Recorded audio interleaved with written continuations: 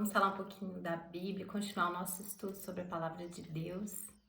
A Bíblia, como nós já vimos no outro vídeo, é um livro que contém 66 livros, por mais de 40 autores diferentes em diferentes épocas, em mais ou menos um período de 1500 anos que ela foi totalmente escrita. A palavra de Deus ela é dividida em Antigo e Novo Testamentos.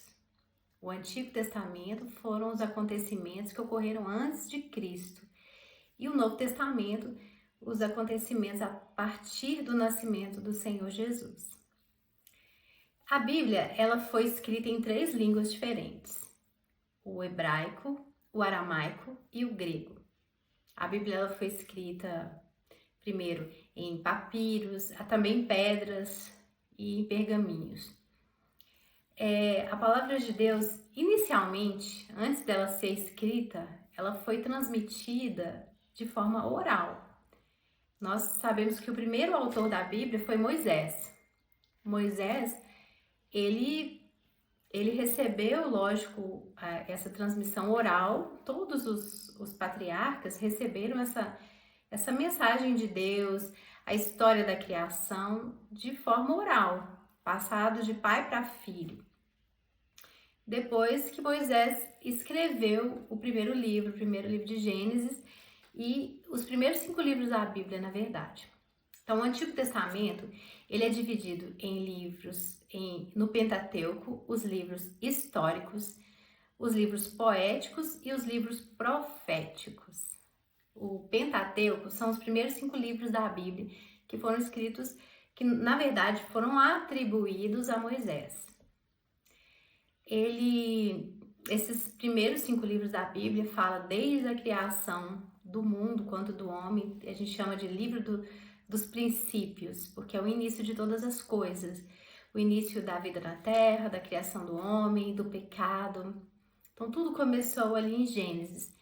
Nós vemos também o início da história da humanidade e também o início da história dos patriarcas, ou seja, da nação de Israel. A nação de Israel é a nação de onde o Senhor Jesus viria. Nós vemos que a Bíblia toda, ela transcorre sempre com o objetivo de revelar Jesus.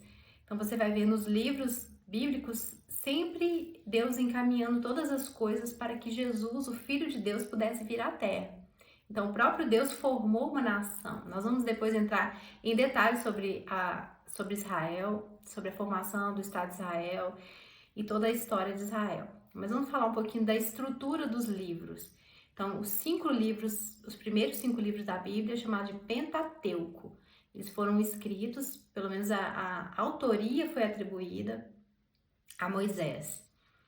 Depois, os livros históricos. Os 12 livros históricos são os livros que contam a história do povo de Israel depois, ou seja, no início da tomada da Terra Prometida, quando eles saíram do deserto e começaram a se apossar da Terra Prometida. Então, a partir daquele momento, e contando toda a história de Israel, depois dos reis, os juízes, os reis, até o final do reinado dos reis, onde eles foram levados cativos para a Babilônia. Então, essa história toda contada durante esse período. Nós temos também os livros poéticos, que também podem ser chamados de sapienciais. Os livros sapienciais ou poéticos são aqueles livros como Salmos, Provérbios, livros onde nós encontramos louvores, poemas e histórias poéticas mesmo. Então, os livros proféticos nós dividimos em profetas maiores e profetas menores. Os profetas maiores são 5 livros e os profetas menores são 12 livros.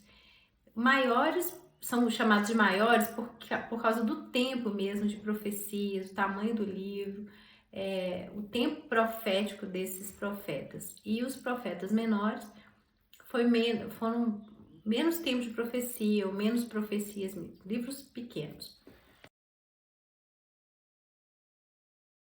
Para você entender a Bíblia, é bom você escolher uma Bíblia que tem uma tradução mais numa linguagem mais aproximada de hoje, porque existem várias traduções da Bíblia.